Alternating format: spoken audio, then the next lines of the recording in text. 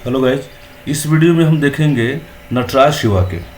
तो जैसा कि हम जानते हैं नटराज शिवा जो है वो चोल काल का उदाहरण है, चोल कला का उदाहरण है। इसके अलावा हम इसके बारे में यह जानेंगे कि इसमें विभिन्न मुद्रा होते हैं जिसमें यह अतिभंग मुद्रा में है। तो अगर ये पूछा जाए कि ये जो नटराज शिव की ये जो मुद्रा है वो कौन सा मुद्रा है, तो ये है अतिभंग मुद्रा। एक होता है त्रिभंग मुद्रा, एक होता है त्रिभंग मुद्रा, एक होता है अभंग मुद्रा और एक होता है समभंग मुद्रा। ये सब अलग अलग मुद्रा होता है। इसके बारे में हम चर्चा अभी करेंगे।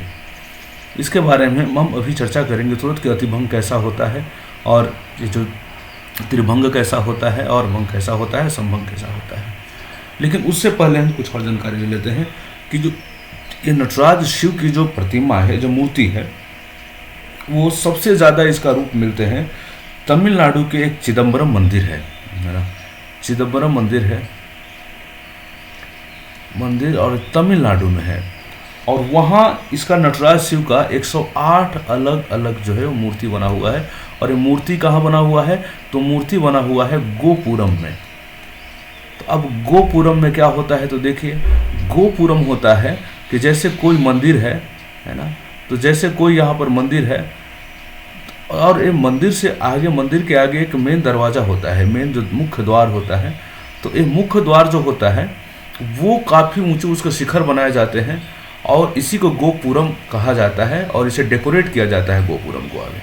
और जितने भी गोपुरम हैं उनके गोपुरम पे मूर्तियाँ बनाई जाती हैं, कलाकृतियाँ बना बना कर इसे डेकोरेट किया जाता है, इसे सजाया जाता है। और इसी सजावट के लिए इसी पर नटराज शिव की मूर्ति बनाई गई है और 108 मूर्ति चिदम्बरम में आपको देखने को मिलेगा इसमें। अब पहले ये जाने हम कि ये जो तांडव है, इस नृत्य को हम तांडव नृत्य कहते हैं। इस नृत्य को हम क्या कहते हैं, तो तांडव नृत्य कहते हैं। और तांडव नृत्य जो होते हैं वो दो तरीके के होते हैं। एक होते हैं रुद्र शिवा और जो दूसरा होता है वो होता है आनंद तांडव।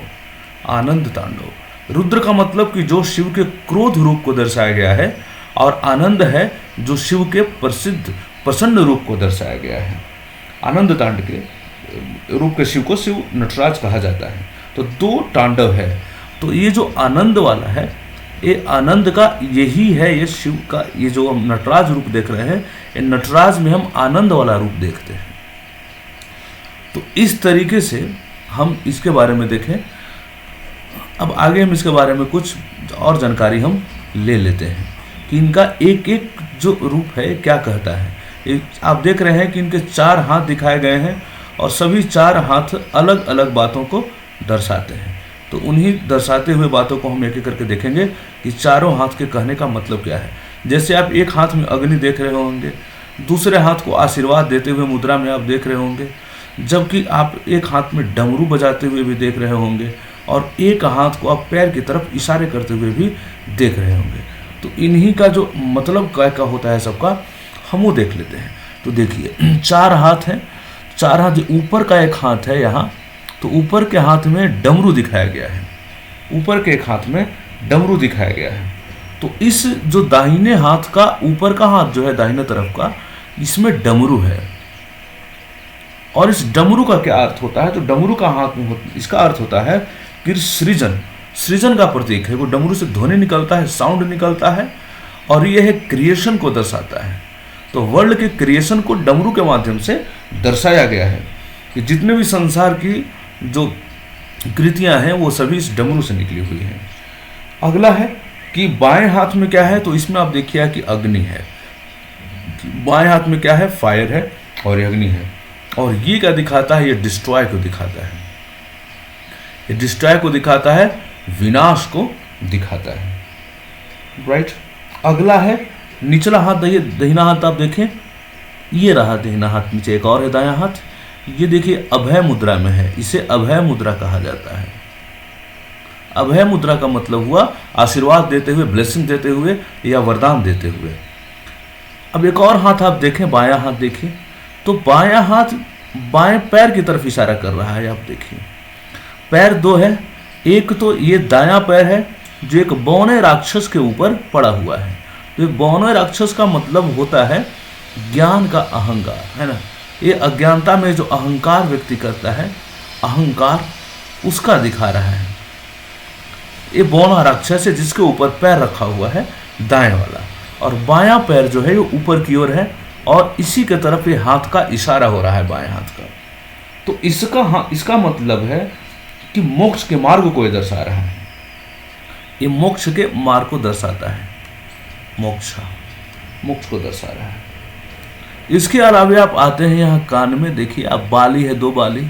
तो दाएं तरफ जो कान में बाली है वो पुरुष के बाली को दर्शाता है, दाएं तरफ कान के बाली पुरुष के बाली को दर्शाता है, जबकि बाएं कान के बाली महिला के बाली को दर्शाता है। ये क्या दिखाता है, दोनों कानों में बालियां, कि अर्धनारीश्वर मतलब आधा पुरुष और आधा महिला का इसमें मिश्रण है, तो अर्धनारीश्वर को दर्शाता है। अब आप बाह में देखेंगे इनके कि बाह में चारों तरफ जो है वो सांप लपेटा हुआ है, बाह में। तो इस सांप जो प्रतीक है वो कुंडलिनी शक्ति का है, कि जैसे हम कोई भी व्यक्ति होते हैं तो हमारे अंदर एक स्पाइनल कोड होता है ना, ये स्पाइनल कोड होता है। तो ये क्या है, कहा जाता है कि सोया हुआ है, और इसे जगाते हैं हम तो कुंडलिनी शक्ति जो है वो जाग जाता है। और कुंडलिनी शक्ति जब जाग जाता है तो एक तरीके से हम सचेत हो जाते हैं, और जो ओरिजिनल जो कॉन्शियसनेस होता है वो व्यक्ति को मिल जाता है। और ये आप देखें, ये जो है ये क्या है, तो ये है प्रभामंडल। ये है प्रभामंडल जो एक तरीके से साइकिल को दिखा रहा है कि किस तरीके से टाइम का साइकिल है जो चलते रहता है निरंतर और कभी खत्म नहीं होता। तो इस तरीके से हमने पूरे के पूरे ये नटराज शिव के बारे में क्या क्या कहा जाता है और एक एक इनके प्रतीक हैं उसका क्या क्या अर्थ होता है ये हमने समझ लिया।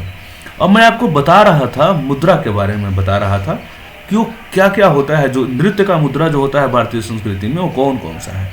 जैसे आपने मोहनजोदाड़ो में देखा होगा कि एक नर्तकी की मूर्ति मिली है कांस्य की और वो मोहनजोदाड़ो से मिली है। उसका डांसिंग का जो स्टाइल है वो थोड़ा अलग है। देखिए मुद्रा जो फेमस होते हैं वो हम देख लेते हैं।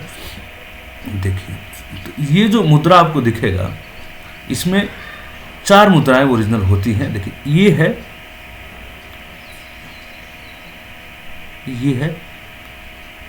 अभंग मुद्रा, ये है अभंग मुद्रा। कलर चेंज करने दीजिए इसका पिंक का। हाँ ये वाला जब देख रहे अभंग मुद्रा है, इसमें सिर्फ एक तरफ झुका हुआ है ये गर्दन, और ये है समभंग तो सीधा खड़ा हुआ। बीच का आप देखेंगे कि कहीं आप कोई इसका शरीर का हिस्सा इधर उधर नहीं है, एक दोनों तरफ सम माने बराबर स्थिति में शरीर का दोनों तरफ है तो सम भाग है। और ये भी जो है वो वही है समभंग है। लेकिन ये आप देखेंगे ये है अतिभंग। तो अतिभंग का मतलब क्या है कि कई रूप होंगे, कई तरह से शरीर जो होगा मुड़ा होगा। तो अभी जो नटराज शिव को हमने देखा वो यही तो है, कई तरफ इनका जो मुड़ा हुआ है। और ये त्रिभंग है यानी कि 3 जगहों पे मुड़ा हुआ है, आप देखेंगे है ना।